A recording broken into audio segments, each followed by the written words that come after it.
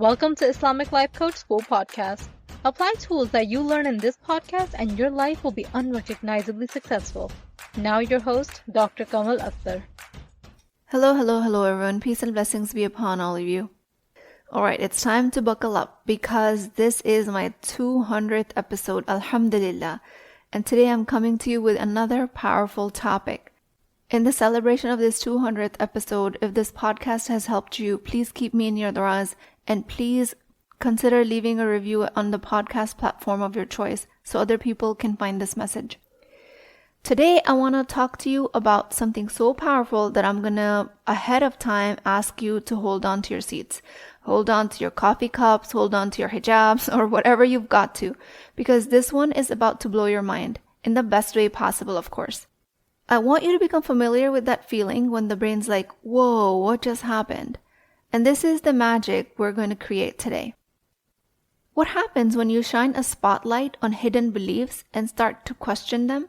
And suddenly your brain feels like it's doing some wild gymnastics, trying to juggle old beliefs while entertaining something completely new at the same time. That is a state of cognitive dissonance and a state of pure joy for myself, if I do say so. Cognitively speaking, the feeling of my brain breaking is my favorite feeling. I love creating cognitive dissonance for myself, releasing the old, the stale, the unhelpful, and entertaining the new, and eventually adopting something healthy and helpful. When you start to love that feeling, that's when you have dropped the judgment for yourself for carrying old beliefs. That's when you've dropped into love for yourself as a human. And it's human nature to carry biases, to carry blind spots. So nothing new when hidden subconscious beliefs come into view through coaching. That's not the space to judge yourself. That's the place to actually celebrate yourself. Because through this process, you get to create an expanded, much more inclusive life. A life of striving. A life of ihsan, inshallah. Sometimes the healthy and the helpful beliefs are new, and sometimes they're still old, but also healthy. Or the same old beliefs in a new light. You don't always have to adopt new beliefs to help yourself towards mental and emotional fitness. The belief that novelty is the only way to create mental health is rather unfounded and really just unnecessary at times. You can totally create a beneficial life with old beliefs. You don't have to change all of your old beliefs, just the ones that get in your way. A point here is that learn to love your state of holding two contrasting beliefs and you will be set, inshallah. And my job here as a coach is to make this brain-breaking feeling, this cognitive dissonance, enjoyable for you, so that you can love creating your change rather than guilt yourself through it, because guilt does not feel enjoyable at all. So alright, today's powerful topic is about body image. We're talking about where your body is at, what you think about it, and how those thoughts are shaping your life. And why is this work on body image so important? I want to break it down for you guys. You might be thinking, I don't need body image work. I just need to figure out how to tell my future spouse that I have belly fat, stretch marks, or blemishes.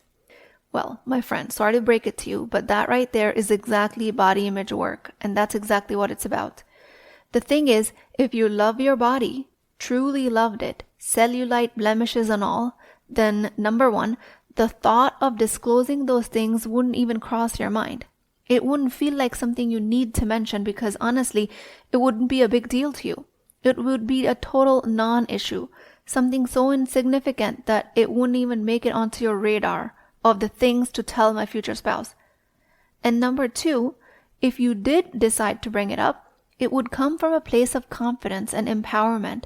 You'd be standing firm in the fact that your worth isn't tied to smooth skin or flat stomach. You'd be saying, hey, it's me. I love my body. I'm complete, worthy, with cellulite and all. When you're fully confident in your body, your thoughts about it are on a completely different level. You're not nitpicking or apologizing for natural things. Instead, you're embracing everything with self-love, strength, knowing that your body is beautiful just as it is. No disclaimers needed. Your body image is the running dialogue you have in your head about your body, the silent language that you've memorized and replayed, often without realizing it. Your body, on the other hand, is a neutral, unchanging fact, It's constant. There are thoughts like, my love handles are getting out of control. I wish I was a little taller. Or what's my husband going to think of my belly? That language is body image. That's the well-rehearsed script you've written over time, and it plays on a loop in your mind. The body isn't the issue. It's the story that you tell yourself about it is. You have a body, a factual reflection you see in the mirror, and then you have your thoughts about that reflection. All of that makes up the body image. Now let's say your potential future spouse says something like, beauty is really important to me. Immediately, if you don't have a good body image, your mind will jump to the conclusion that he won't find my body attractive. He won't find me beautiful. Because that's what you've believed about your body, and that's what you think is factually true. The hidden, rehearsed language about your body has only been detrimental so far. But just pause for a second. With his words, beauty is really important to me. He's not necessarily saying that I don't find you beautiful. That's an extension of your own mind. That's not his words. You're assigning that meaning to his statement because of the way you view your body, not because of how he perceives it. Or you come to me and say that my husband hints, I liked your body before we had kids. Ouch, right? That has a potential of hurting. But again, the sting of that comment comes from the story you've internalized about your worth and your body's worth. If you're carrying insecurities about post-baby changes, that's going to hit harder. But if you've done the body image work, if you've fully embraced and loved your body in every phase of life, his words will not and cannot carry the same weight. You'll know deep down inside that your worth and beauty are not defined by someone else's opinion, even if that someone else is your husband. And you'll respond from a place of strength and self-love. And before I go any further, let's create space for emotional safety.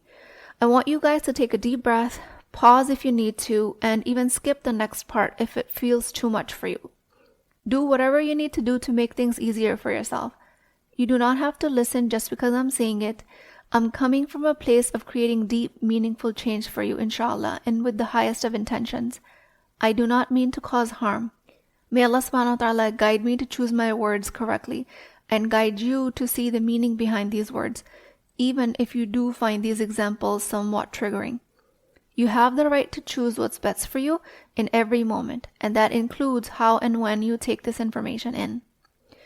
But when you're ready, you have the tool of breathing as an emotional regulator available to you. I need you to hear me on this. It does not matter what shape or type your body is. It does not matter if literally maggots are crawling out of it. Yeah, I know that's an extreme image, but stick with me. It doesn't matter if your skin is covered in warts or any other imperfection. The person who is meant to love you, the one who sees you for who you are, will see beyond all of that.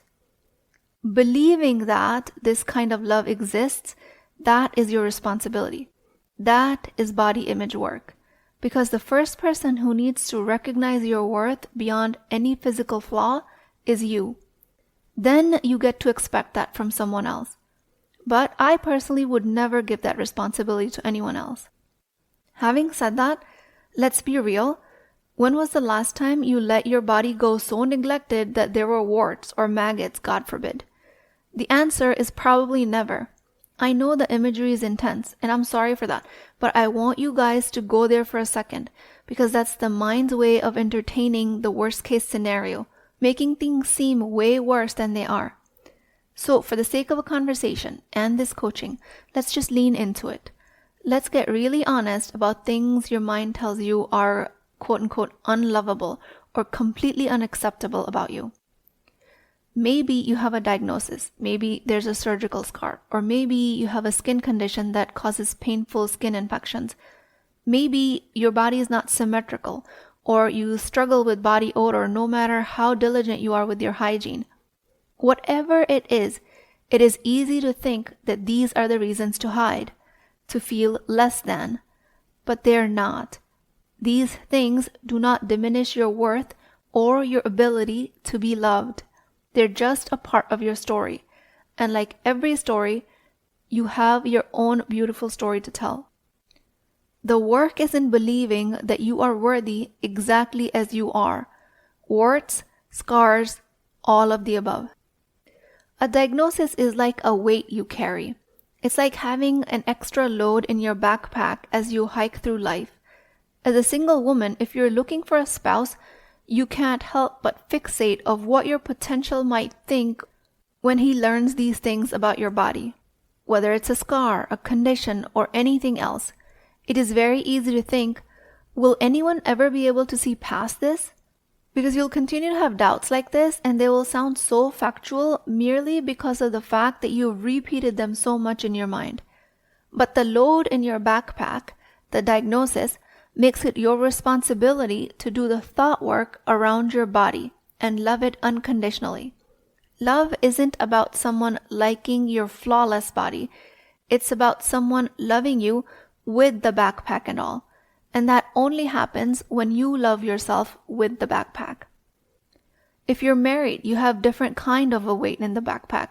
Maybe after kids, surgeries, illnesses, your body doesn't look or feel the same the way it used to. You will catch yourself thinking, will my husband still find me attractive? Or does he miss the body he used to have? Based on your skewed body image language going unchecked for years, you will believe with great conviction that the love in your marriage is tied to how well you maintain your body. And if that's the reality you're operating under, then that is what you will see.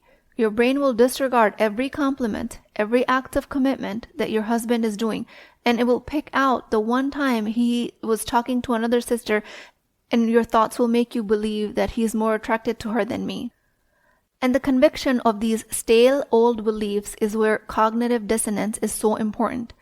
Old beliefs about your body that don't serve the greater purpose of your life, to find peace, contentment, and pleasure in your marriage.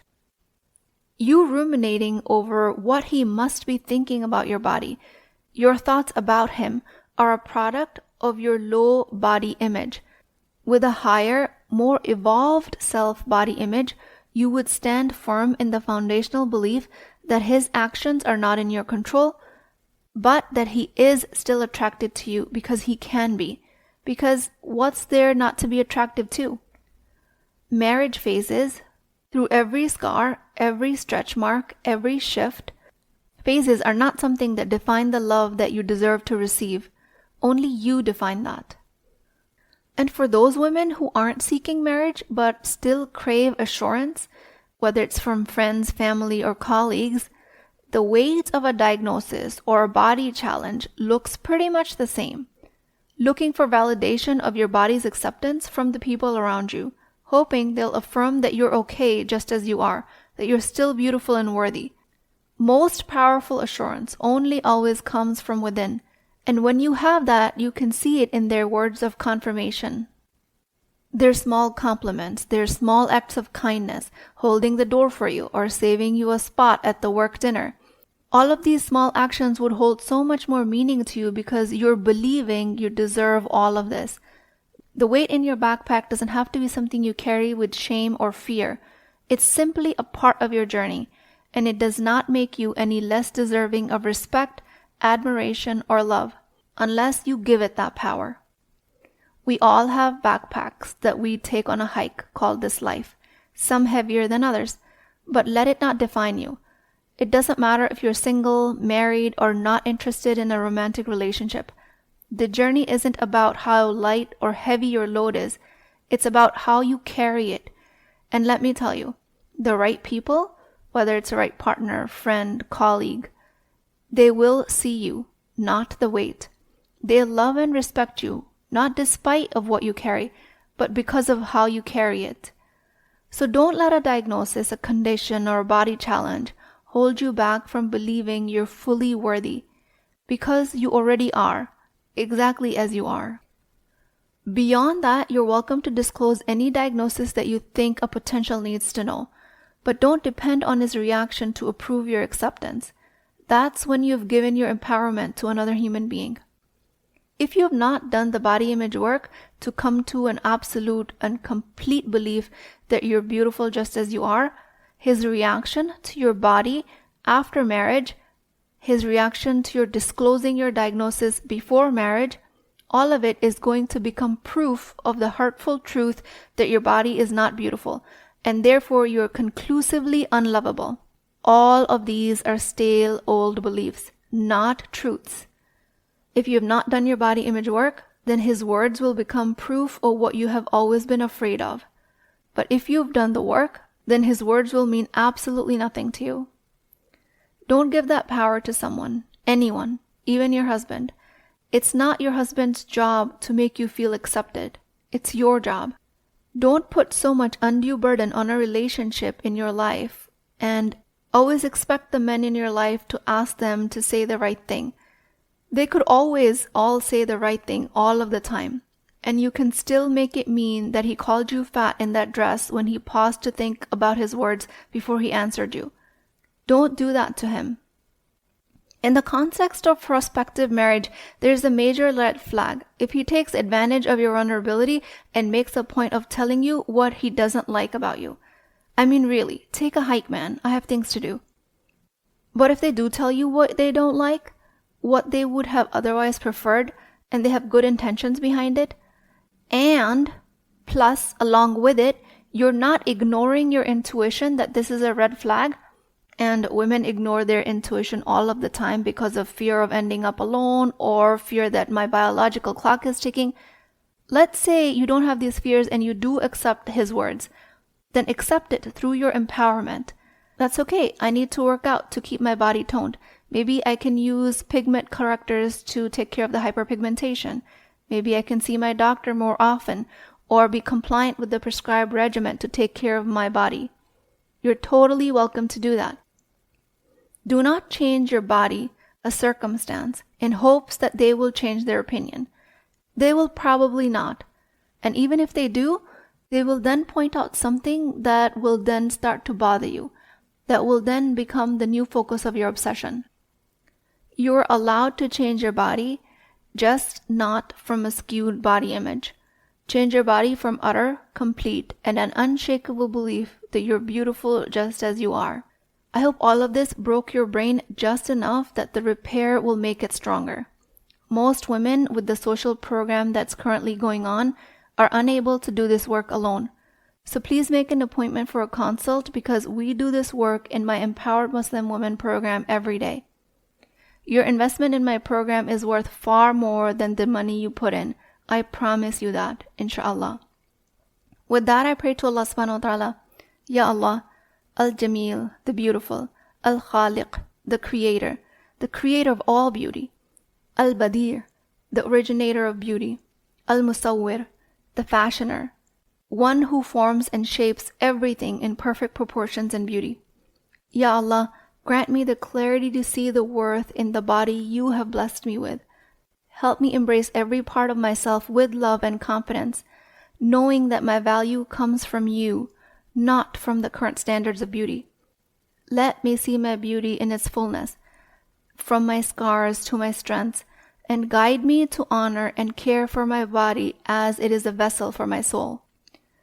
Grant me the means and wisdom to silence the inner dialogue that makes me doubt my worth, and replace it with gratitude, peace, and strength.